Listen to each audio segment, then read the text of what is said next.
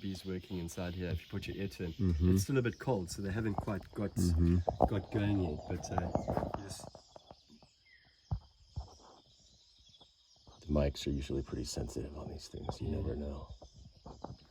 Cool. So that's just that tiny, tiny little opening. Yeah, just one opening. Tiny little bees bees do a particularly good job at sealing off their sealing off any cavities. I mean, they don't sting, right? So they don't have the defense mechanisms that the honeybee has. But this is just an observation hive I usually use for you know, for the markets and what have you. Give you and I normally just replace the glass as well, just because you can see they're propellizing the glass now. There's a bit of light coming in, so they're just creating a darker environment. Yeah, it's a bit tricky, isn't it? Yeah, but the phone camera is pretty amazing. Yeah, I know. They are insane. Very impressive. So how many would be in a colony like this? Just a few thousand. Yeah. This is a particularly good looking colony. I mean, you can see the honey pots. There's all the honey pots. You can see the open pots, and then some pots that are being sealed now. Right. So these bees, they have a different mechanism when it comes to dehydrating the nectar that comes into the hive. And nectar is very high in moisture, right? Right. So they they actually take these little droplets onto their tongues and expose them to their fanning of their wings, and little by little they start putting the matured nectar that then becomes honey into these pots. But you can see the architecture is pretty insane. Yeah, it's, see how I can try to get the best. Oh, let me just open up another box and you can get right in there. Yeah. But yeah, so basically just honey on the extremities of the hive. This is the involucrum, this is the nest area, this is where the queen is. Okay. Inside here are layers of brood. Pollen very near too. This is all pollen pots. You can't really see, but yeah, if you look down there you can actually see the pollen, exposed pollen. Yeah, it's a bit challenging, but there we go, right there. You can see pollen in this open pot. So pollen is all just that yellow mass. Yeah, exactly. Right there, so pollen is just for larvae development. It's a protein, and then again honey on the extremity of the hive. Yeah, you can see honey droplet underneath there. They've actually they're using the glass as the capping of the pot. Very cool, man. Yeah, very cool. Something. So honey room, fermenters. We just go and put our honey all through fermentation now. This is all fermented honey, ready to be packaged, and yeah, basically, this is the where it all happens, really, bottling and stuff. I mean, again, we're dealing with such small volumes that it's not comparable to a big honey setup where you know you've got big machinery and extractions and stuff. Our honey is very highly artisanal. Completely. I mean, we're talking about a liter of honey a year, so per colony. Wow. Yeah. But yeah, if you'd like, I'd like to introduce you some different profiles in case of this honey, because it really does change from area to area, from season to season, and then of course working on the fermentation, there's all different types of fermentation changes. You know, the honey is very active. It's a bioactive substance. So. Certainly. Yeah. And then I mean our product basically is this over here. This is what we're selling. And again, we've got two varieties of it. So it's quite a cute little pharmaceutical grade jar. Yeah. And this one's Kilimanjaro. And we've recently got Tanzanian Bureau of Standards now as well, which is a big deal for us. It took a lot to change. We had to change the national standards of Stingless bee honey in Tanzania because of the acidity value. Okay. So we kept failing the acidity. They had a range of, it's worked out in milliequivalents, and it was very low, around 80 milliequivalents per kilogram. And our honey was constantly coming in at 200, 300 milliequivalents. So we changed the national standards to 400, capped it over there. So now honey conforms. Some ambition, right? Like, yeah, we're going to do this. Again, like this is what it's going to take for people to realize that they're sitting on an amazing product, and it does have a market. There's a space for it. You know. So yeah, Kilimanjaro, and then our mirror range is just a darker, the black packaging. Are you familiar with Sorry, no worries. Tired. I need to turn this off.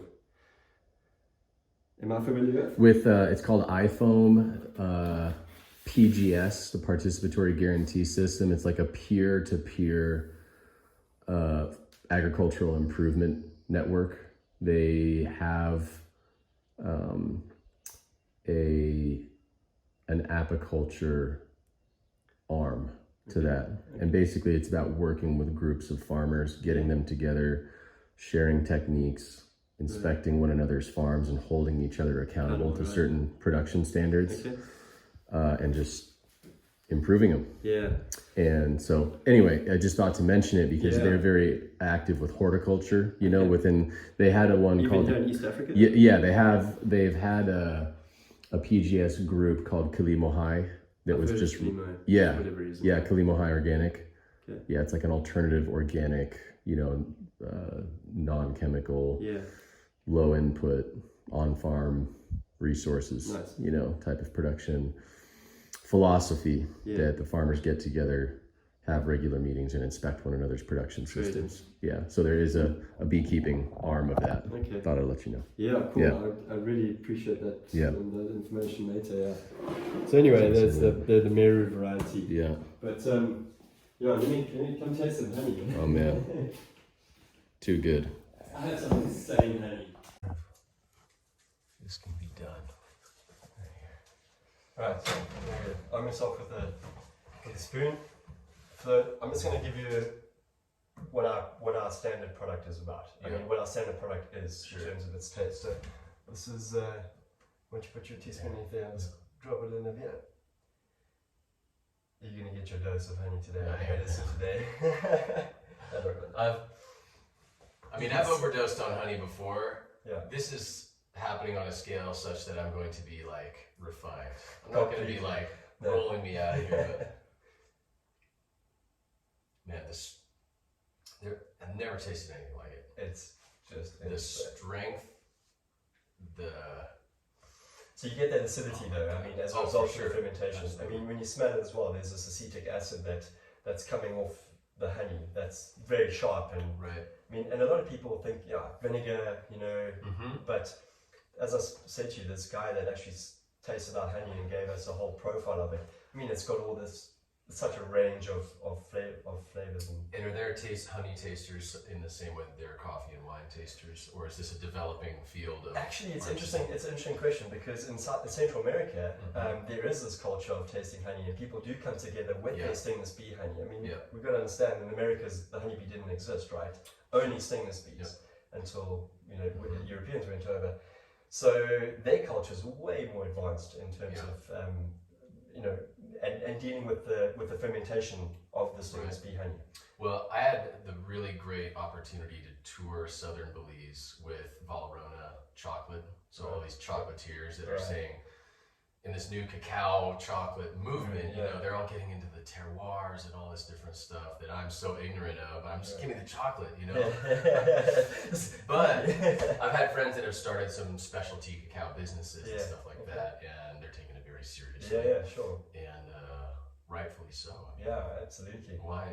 Let's not limit this to wine. No, absolutely not. So that was a Kilimanjaro. That is our box standard product. We harvest October, November, December of every year. We find pesticide residues coming into the honey if harvested during January, February, March. So our window is it's in the warmer seasons. Right. It's before the rain season as well, the main rain season. So we had quite a bit of analysis done to the honey, and specifically towards the pesticides side of things, and then also the as I said, we had the honey DNA sequence, so we know what bacteria is on the honey. But that's just Kilimanjaro. That's what I'm packaging normally speaking. But Like here's a 2019 Mary on a plastic bottle and all, but this stuff I opened it up yesterday because I shared some with Sarah last night, and it's just got its own craziness about it. So this is Mary. I'm deeply suffering here, people. This is terrible. Rescue me, please. Agroforested honey. Yeah. It's a lot darker. Yeah. Probably quite a bit of pollen inside of the honey as well. Right. But give that a go. All right. Let's see if this. Behold. This stuff is looking like motor oil. It's dark.